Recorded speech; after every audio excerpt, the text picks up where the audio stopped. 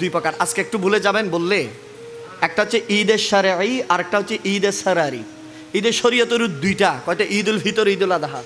এর ভিতরে আরো প্রকার আছে জুমার ঈদ, এর ভিতরে আরো প্রকার আছে ঈদুল শবে বরাত, এর ভিতরে আরো প্রকার আছে ঈদুল শবে কদর, ইয়ৌম আরফার দিন ঈদ। সুবহানাল্লাহ বলেন না?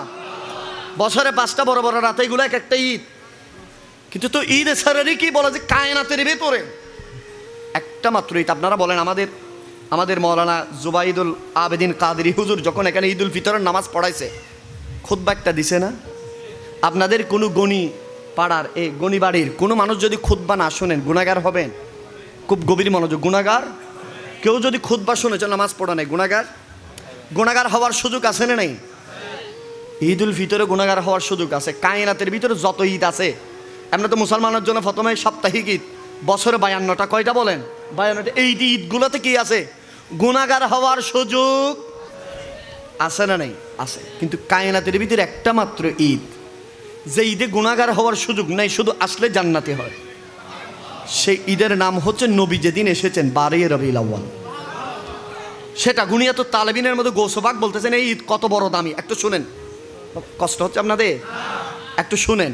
বুঝছে কায়নাতের ভিতরে সমস্ত মানুষের মাঝে আদম আলাইহিস সালাম যেভাবে শ্রেষ্ঠ, সমস্ত নবীদের মাঝে আমার নবী যেভাবে শ্রেষ্ঠ, পৃথিবীর যত ঘর আছে খানায়ে কাবা যেভাবে শ্রেষ্ঠ, পৃথিবীর যত পাথর আছে হাজরা আসওয়াদ যেভাবে শ্রেষ্ঠ, পৃথিবীর যত আংটি আছে সুলাইমান আলাইহিস সালামের আংটি যেভাবে শ্রেষ্ঠ, পৃথিবীর যত লাঠি আছে মুসা কালিমুল্লাহর লাঠি যেভাবে শ্রেষ্ঠ, পৃথিবীর যত উটনি আছে সালেহ আলাইহিস সালামের উটনি যেভাবে শ্রেষ্ঠ, পৃথিবীর যত ধর্ম আছে ইসলাম যেভাবে শ্রেষ্ঠ, পৃথিবীর যত ধর্ম গ্রন্থ আছে কোরআনুল কারীম যেভাবে শ্রেষ্ঠ, পৃথিবীর যত দিন আছে ইয়াউমুল আরাফা যেভাবে শ্রেষ্ঠ, পৃথিবীর যত রাত আছে লাইলাতুল কদর যেভাবে শ্রেষ্ঠ, বলে যে পৃথিবীর যত ঈদ আছে, যত দিবস আছে, সর্বশ্রেষ্ঠ দিবস হচ্ছে 12 রবিউল আউয়াল, নবীর আগমনের দিন।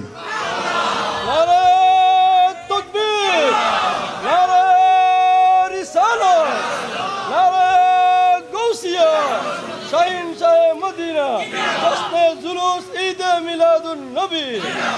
আমি, আপনারা জ্ঞানী মানুষ, কোরআন হাদিস তো অনেক শুনতেন, শুধু এইটুকু বলেন, আমাদের সাথে তাদের, আপনাদের কষ্ট হচ্ছে মনে হয়?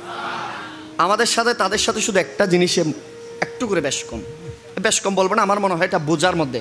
তারা বলে যে শুধু ঈদ শব্দটা নিয়ে বাড়াবাড়ি না, তারা বলে যে কি ঈদ কেন মানাই আমরা, ঠিক না?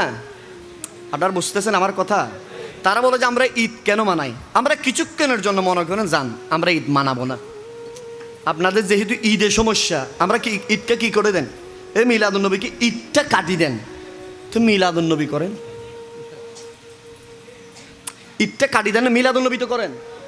মিলাদ মানে জন্ম, নবী মানে নবীর জন্ম, তো নবীর জন্মটা করে ঈদটা জানা। ঈদটা আমরা যেহেতু বাড়াবাড়ি করতেছি, ঈদটা আপনারা করিয়েন না, নবীর জন্ম কটা করেন। বলেন আমার এই জামাটা বুতংটা নাই, এই জন্য কি আমি পরবো না? বুতং লাগাই বলতে পারি, খোলাও পড়তে পারি, পড়তে তো পারি, ঠিক কিনা বলেন না? দুনিয়ার একটা জামা যদি বুতং লাগানো না লাগানো নিয়ে যদি পরা না পরা হয়, পড়তে তো হবে, যে কোনো ভাবে যে কোনো ওয়েতে আপনি পড়তে পারেন। আর এটা তো শ্রেষ্ঠ নবীর শ্রেষ্ঠ মহান নিয়ামত। আপনি ঈদটা বাদ দিয়ে দেন, যেহেতু এরা বলতেছে বছরে, ঠিক আছে ভাই আপনারা সব শুধু 2টা ঈদ, আপনারা আর পৃথিবীতে কোনো ঈদ নাই, জান 2টা ঈদ, আপনার ঈদটা কাটি দিয়ে শুধু মিলাদুন্নবী করেন। এর চেয়ে সুন্দর কথা আর আছে? যান ঈদটা কাটি দেন, শুধু মিলাদুন্নবী করেন, করবে? মূলত আসলে সমস্যা ঈদে না। সমস্যা কি ঈদে না, তো সমস্যা হচ্ছে মিলাদুন্নবীতে। উসিলা একটা লাগবে না? আরো জোরে বলেন না, উসিলা একটা লাগবে। সমস্যা কোথায়? মিলাদুন্নবীতে।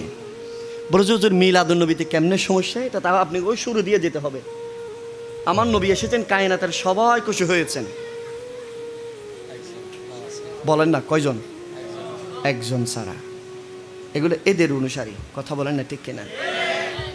আমি অবাক হয়ে যাই, আপনি হেদায়া করলেন, আপনি সিরাতুন নবী যখন মাহফিল করলেন, আহা সিরাতুন নবী, আপনারা আমারে বলেন এই মাহফিল আসছেন, এটা আমাদের মিলাদ না সিরাত? এটা মিলাদুন নবী মাহফিল, কিন্তু আমরা আসছি এটা কি আমাদের কাছে, এটা কাজকে কি বলা হয়? সিরাত বলা হয়।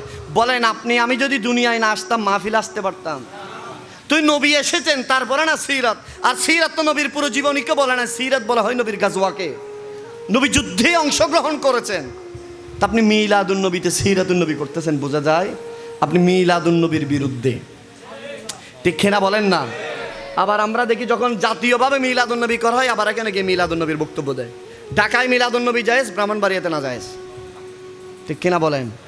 ঢাকায় মিলাদুন্নবী জায়েজ, আমাদের হাটহাজারীর মুহাদ্দিস সাহেবের কাছে ঢাকায় মিলাদুন্নবী নিয়ে ওয়াজ করছে, কিন্তু হাটহাজারী বড় মাদ্রাসার মাঠে বলছে মিলাদুন্নবী না জায়েজ। এটা একটা আজীব ব্যাপার না?